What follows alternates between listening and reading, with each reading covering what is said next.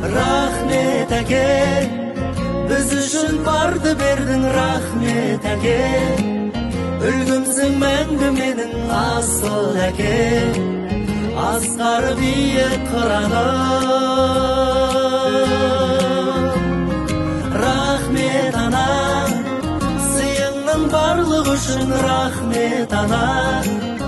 Әлемнің жарық үшін алтын қақпа, өзіңсің менің жұмағым.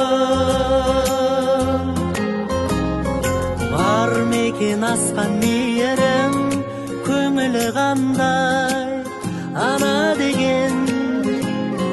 Мәңгі екен сенің пейілің, сәбиің боп қала берем.